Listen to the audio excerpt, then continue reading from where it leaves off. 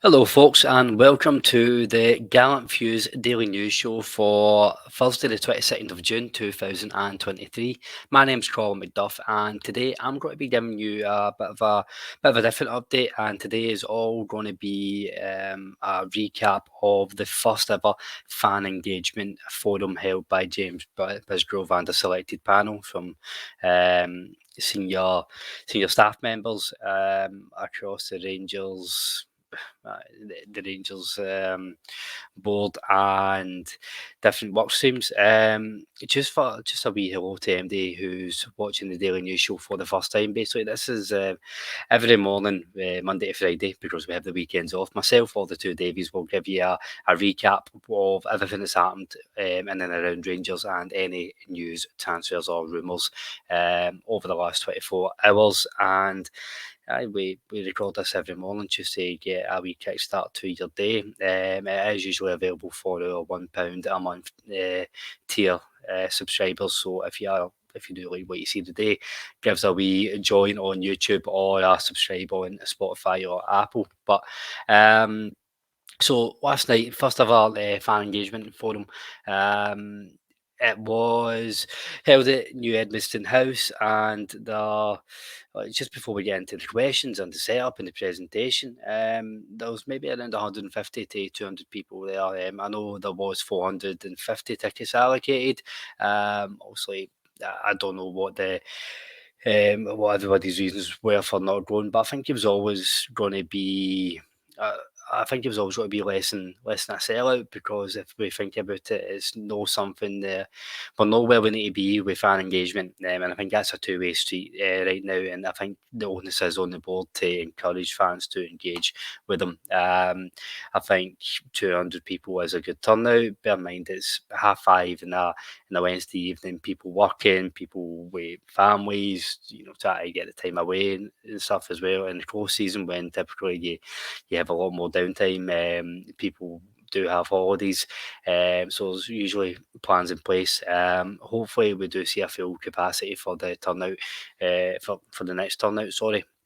But I thought it was a decent showing. It was it was accompanied with a wee bit of a spread as well, which me, punters, anytime I'm in a press area or anything, I always look for the free pie. So there was a wee bit of an update on the catering fee levy and stuff. So they allowed the fans to try out some of the new food options that are going to be in play for next season. Unfortunately, I was 5-10 minutes late, so it was only the standard Scotch pies that I got and a wee pizza slice as well. But I'm not going to complain. A free pie is a free pie. So who was on the panel? Obviously, James Bisgrove, the CEO, Greg Marshall, who's the head of the fan engagement and SLO, David Milburn, who's the head of the customer service team. I should say what I found really helpful as well, and it was a good touch. David Milburn's team was present there, so the customer service team, they were dotted around the place as well. And Nick Thompson, who is the head of media communications, and he was a compere for the night. He did say for the Q&A, if there is any question specific to you and there isn't really a broader question, direct them to one of the customer service agents. That's what they're there for. So they hung back after the event finished to answer any questions like that. Which was a really, really good touch.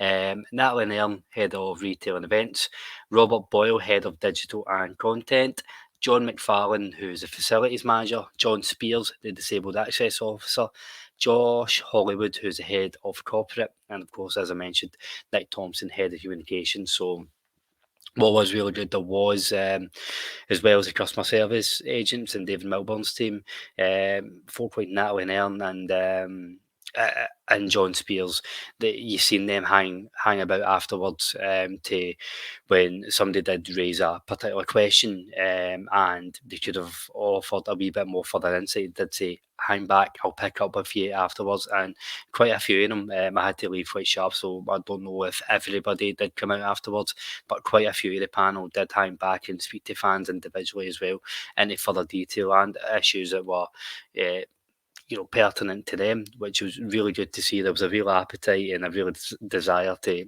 answer the questions, I would say. So the night started off with a presentation from each of them and some very key points for the presentation. And this is just going to be really a whistle stop tour of what was said in the talking points and my thoughts on the talking points. I'd say if you're looking for any further detail uh, or a written recap, Four Lads Had a Dream, their blog, they've put on quite a good bit of detail. This is Ibrox where live tweeting from the event as well, and they've got quite a good recap as well. But I'll just kind of run through the highlights. So the sports bar is to open in January. So we all know that the current Ibrox superstore, megastore, whatever we've called it over the last 20 odd years, that's going to be revamped into a sports bar, which will open in January. Plans well underway for that.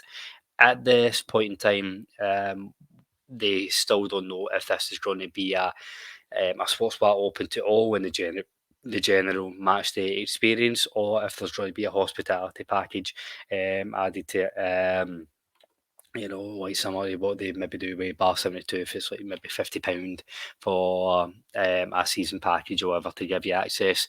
That's still to be confirmed. And I think there's probably pros and cons to both. I think with the hospitality package, that probably makes sense to go down that route, because for the general match day experience, we've got Edmiston House, we've got the Loudon Bar, we've got a plethora of different bars already there along Paisley Road West. The museum gift store to open next month along with the museum, and there is a bit of an update on one of the questions on the museum as well. I may as well come in that now. Robert Boyle went in and gave a bit of detail about the plans for the museum. Basically, the museum is going to be split into 9 zones, each telling a different theme of the history. He said it's been a major job. They've had to gather and collect so much memorabilia. They've been in contact with obviously the Scottish Football Museum at Hampden, different heritage companies, different football clubs, and reaching out to different supporters groups to see, okay, what type of memorabilia can we bring in to tell the story of the club. So the museum will include a temporary exhibition space which can be used if there's something to celebrate in particular. So some items from the trophy room will move. No major changes to the trophy room. Some items will move, however, to maybe showcase them a wee bit more. He did say that when you walk into the trophy room, there's no real reference to what it is or what point in history it comes to. It's just really, you're taken aback by all these wonderful shiny things, but no real context is added. He did say that he doesn't want to spoil too much. There's some updates, like updates coming in the next few months and years of the museum, because what they're conscious that they don't, what they do is that you go around it once and then, okay, that's you've done it. It's you can never really add to it again. They want fans to get a different experience throughout the years, so that's interesting.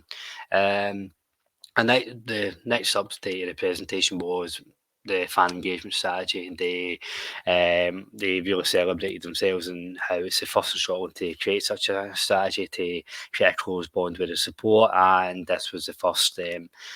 This was the first point of that. There was an update on the Ibrox being the most accessible across the UK for disabled supporters, and that was quite a big talking point throughout the night, and rightly so. So on the disabled supporters, we did touch on how the plans are underway to implement the 600 new seats first and foremost, and that's a major job. And it's Greg Marshall spoke about the greater good with this. They do recognise some fans are going to be put out and have to move temporarily, but it's all about the greater good. And there's a few questions around disabled supporters which we will come to. There was some pre-submitted questions which gave quite a lot of detail. The first one was, what's up in the stadium expansion? So James Bisgrove, he highlighted that we've had a 99% renewal rate for season tickets, 10,000 on the waiting list, which is huge. So a real appetite to extend the Ibrox capacity. This is when they went into the 3-year disabled plan to expand by 600 overall, and really just reiterated the plans that they shared last month.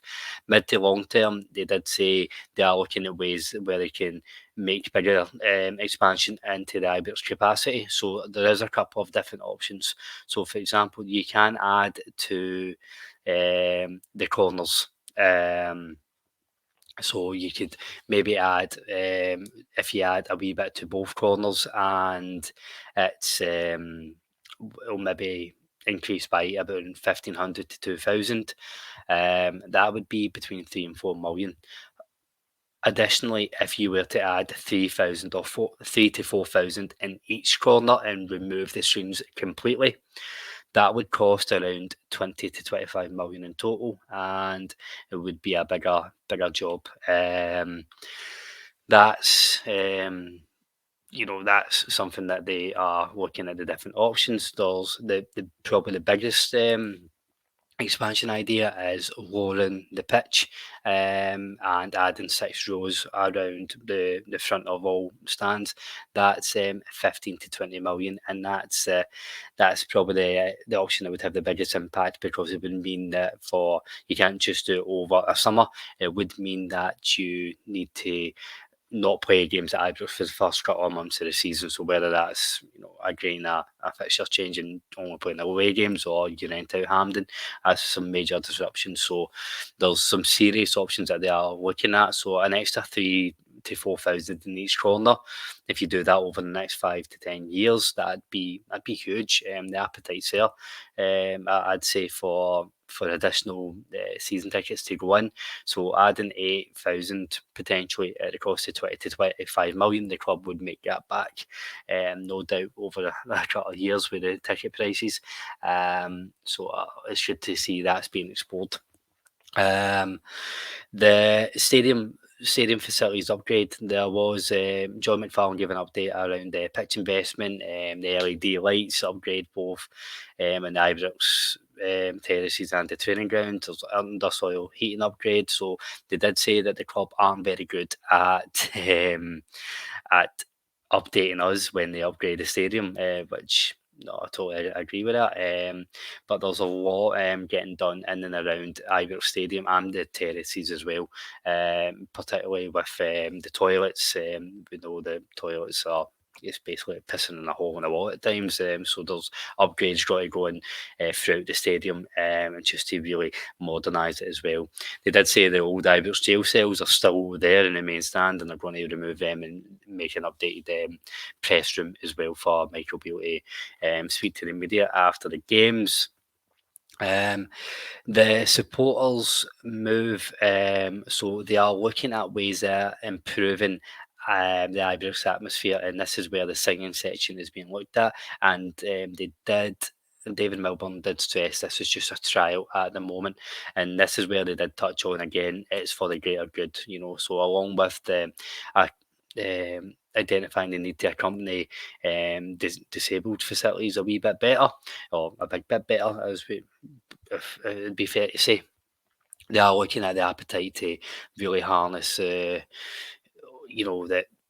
Ibrox atmosphere in certain sections and a singing section. So there is a trial. Somebody did ask about an update for safe standing later on in the Q&A, and they did say that this is why they're doing the trial. They don't want to rule it out. They are listening to the questions and the supporters coming saying that they want a safe standing. So this is very much the first part of it. See how the singing sections grow, to trial that, and realistically the areas that they're going to trial the singing sections, so the Colin front and potentially the Sandy Jardine front, it may be trialled. That'll be where they would look to implement the safe standing if they ever do it.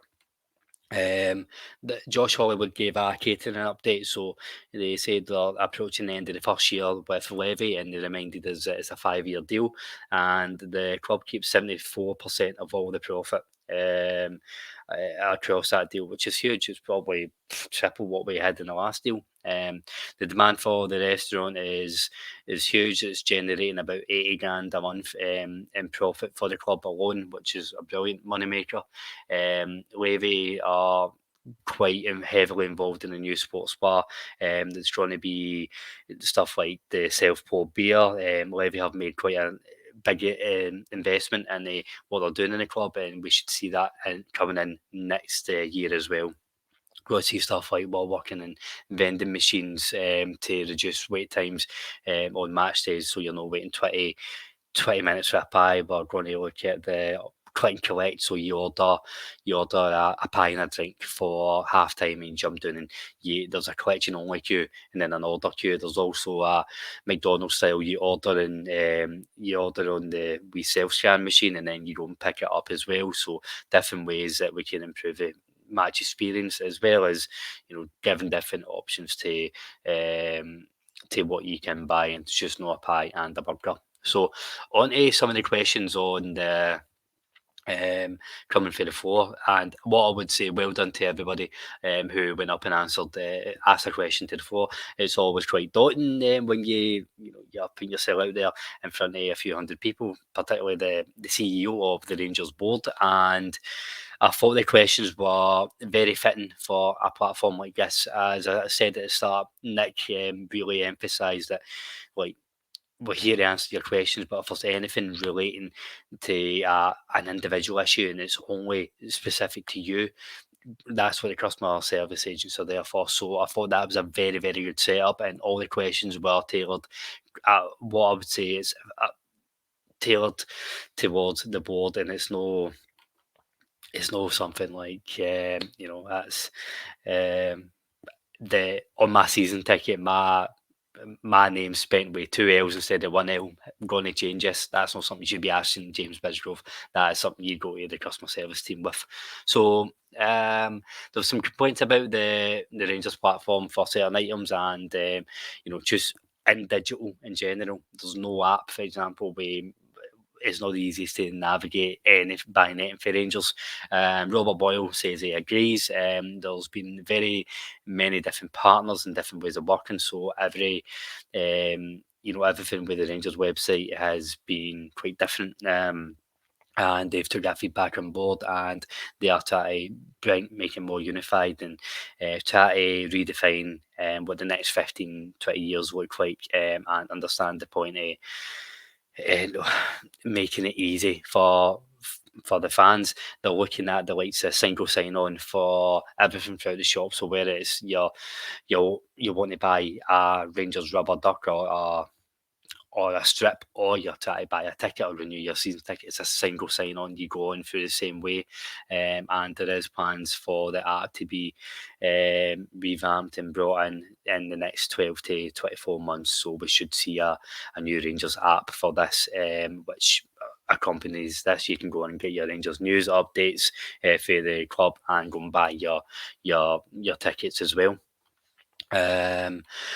There was a couple of questions around the match day experience, and particularly when we go away. And I think the question was put very well, and the analogy was when they face the treatment that we face at the likes of Easter Road.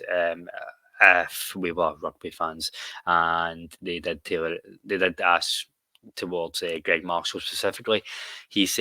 Greg Marshall said he'll start with Hibs, and said it was extremely difficult last season's midweek games. There is an issue where we do need to encourage fans to go as early as possible. Places like Easter Road, they aren't located in a good area. It's not a good location for travelling support. The Arsene and Edinburgh, you need to travel through that. All the road works. There's no easy way to get to Easter Road as well. You do need to cut through the city. And just where the away end is located. But having said that, he did say that they fed that back to Hibs. There was some really good dialogue with Hibs and Billy Scotland, and it is something that they are working on and challenging constantly. Greg Marshall did say that there was issues at the Aberdeen game as well, really poor day organisational wise, and they've challenged that, but they're having positive dialogues with the club, and that's what they're going to continue to do. Continue to, anytime there's issues, challenge the clubs and get engaged with the clubs on how we can better communicate to fans what the best way into the grounds are, and make sure fans aren't treated like cattle. Obviously, he did say that there's a wider issue that clubs need to address with Scottish football and the authorities in general, and that's not something that'll happen overnight. And I think he was very much alluding to the, Police Scotland do treat us like second class citizens. Someday, I really like this question because he asked how we're going to be more creative in the revenue income plans, and he went and said, just off the top of his head, what's the different revenue ideas? Because like this supporter, apologies I forgot his name. This supporter pays £40 a month for a gym membership. How can the club maybe create some partners in and around the Ibrox area? They've got the sports facility across the road. How can they almost, like, I don't know, if you're a season ticket holder, go and get a gym package, stuff like that. And fans will, if it's anything to do with Rangers, and it's a good point. If you've got a monthly cost or a monthly bill or something that you do, if you can lift and shift that to supporting Rangers, then fans are going to do it, and it's win-win. Fans feel more connected to the club. They're putting the money into the club, and the club generate that revenue. So Bisgrove did say that it's really important to maximise income. 4 pillars are vital. He's very close with UEFA for making decisions which is to benefit maximising their revenue. He did say that last year the revenue was has grown to £85 million, which is record levels for the club. So they are looking at every revenue stream, but all very much based upon the 4 pillars, and they are looking at different ideas.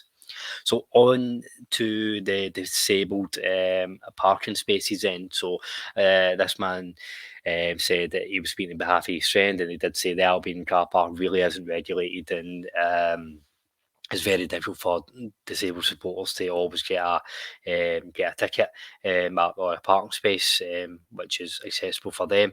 And when they go to the likes of Hampden, they can get a disabled access ticket, but they can't get a car parking space. So it means that that's redundant for some of the heavily disabled and reduced mobility fans.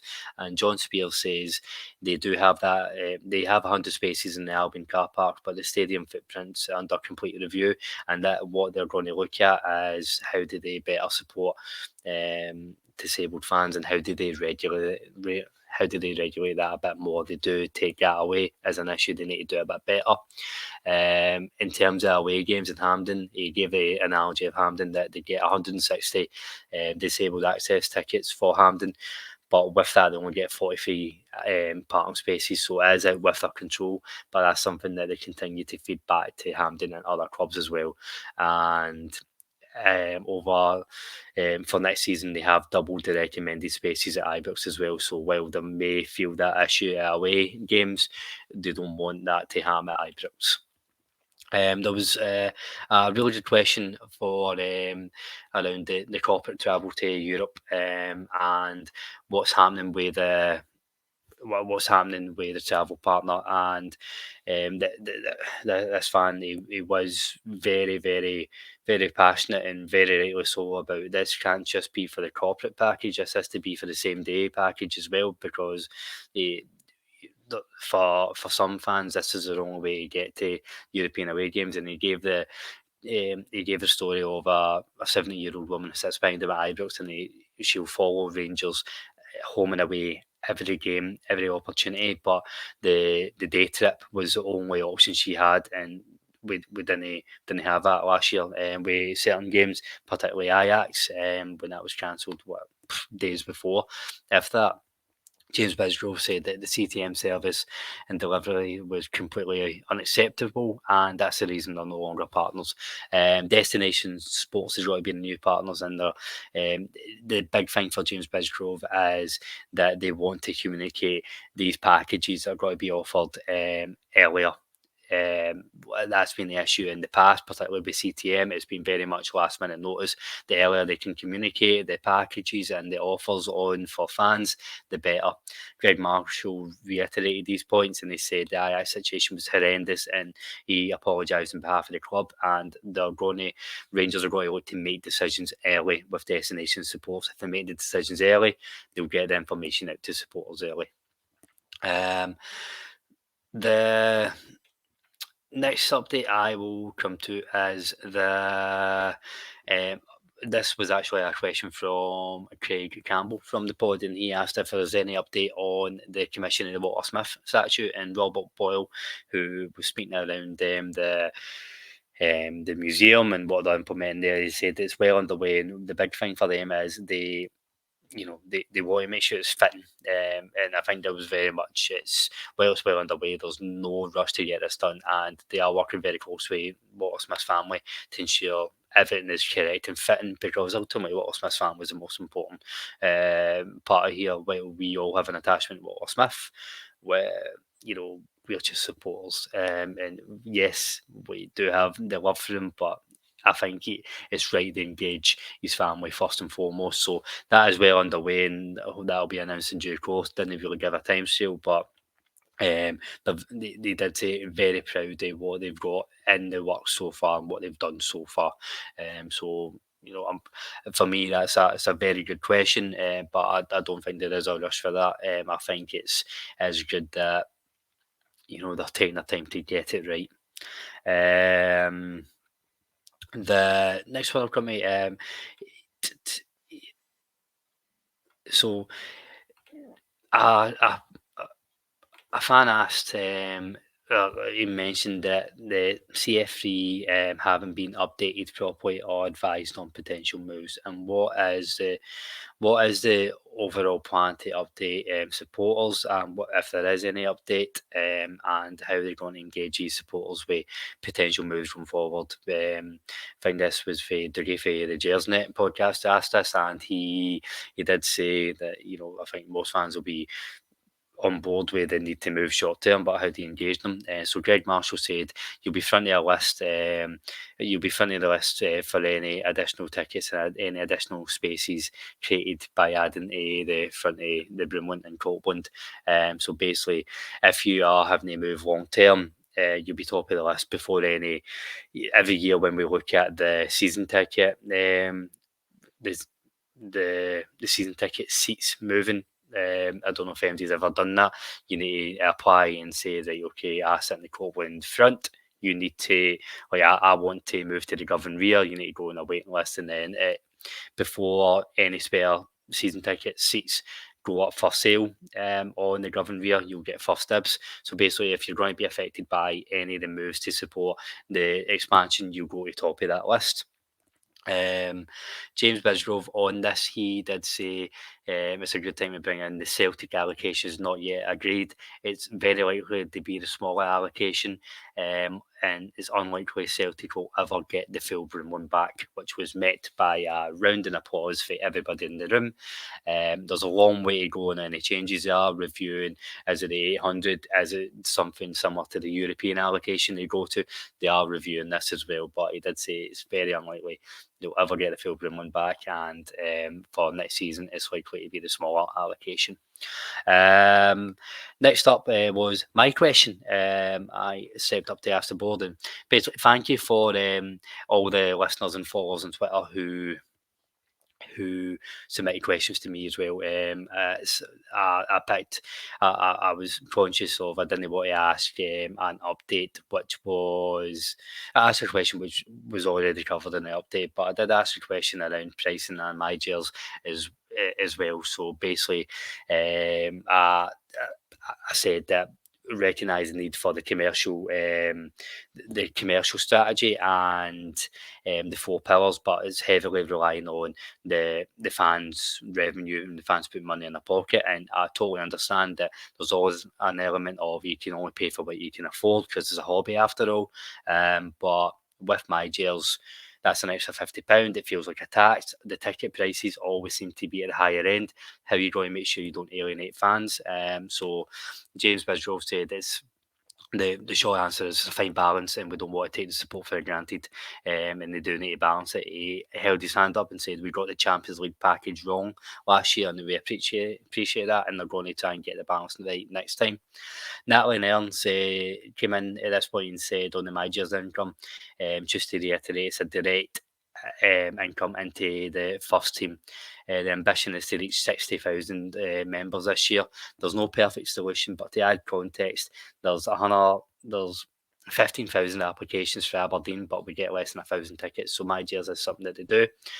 On the payment for my jersey, she did say that it's not just a ticketing platform. That's what that's what the point they are trying to make. While most of the fans, and myself included, will use it as a ticketing platform, it's a way for overseas fans and fans who don't regularly go to games to be engaged with the club as well. So there's different benefits of being a managers member, where you can be part of, you can be engaged with clubs in different ways, and she was really trying to stress that point.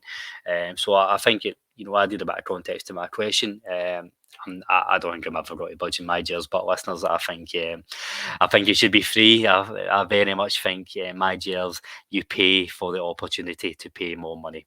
But thank you to Natalie and James for answering my questions. Last couple of questions that I'll come to, which I thought were, I thought were probably the big ones. Well, the hospitality question. There was, I think it was out by Hebrides Rangers Supporters Club. A member for that asked, like, well, to give a bit of context, he said every year they arrange for everybody, or certain members of the supporters club, to travel down and book out hospitality for a game a season. And it's something that they like as a club. They're very proud they're able to do that, and they like the idea of giving regular matchday going fans the opportunity to go to hospitality. With the focus on the commercial revenue and increasing that, will they ever be priced out in years to come? James Bisgrove said that 5% increase this season, which is in line with the rest of the season tickets. So the hospitality raised with the same percentage as a season ticket in the Copeland Front, for example.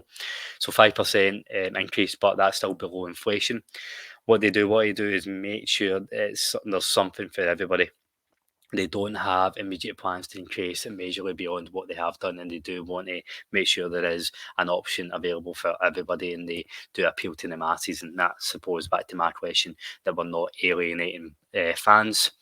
The last question I'll run off with is around the major staff reshuffle that were going on. What's the stages we're at to make appointments? James Bisgrove answered that. He said the right at the start of the sport director appointment, and a wee bit to go with that.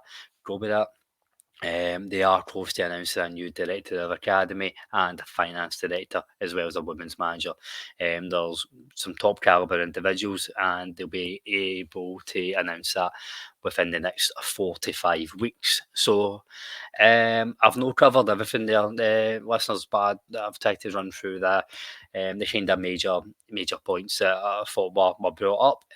All in all, I thought it was a very, very well organised night. It was a very good update to begin with. There was only maybe 3 or 4 pre-submitted questions, which I think were hot topic questions and something that we did all want to know about. They didn't take the easy way out.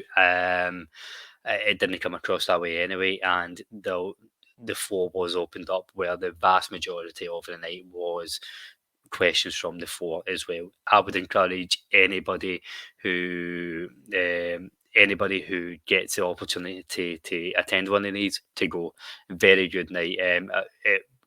I think it was a success, and I'm not speaking on behalf of anybody on behalf of the podcast and any section of the Rangers support. As an individual, I've got a lot more confidence in how this Rangers world are going to engage me and going to listen to me going forward, which is something that we didn't have the last with the last regime under Stuart Robertson and Douglas Park. So that's just my feelings now. The important work does have to happen.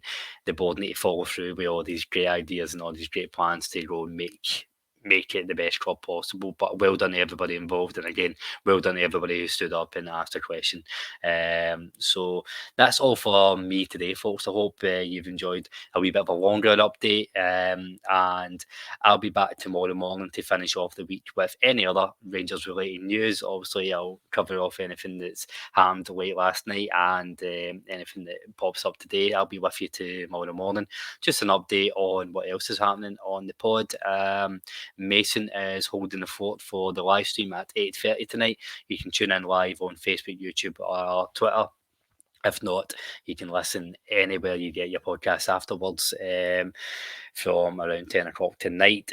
He's joined by Andy and Victoria Seal from the Glasgow Rangers Nation podcast. And I know you probably know Victoria. She runs the Swansea Rangers top page as well, and she'll give us an update of how NASA went. So thank you very much for listening today, folks. Hope you've enjoyed it, and I'll be back with you tomorrow morning.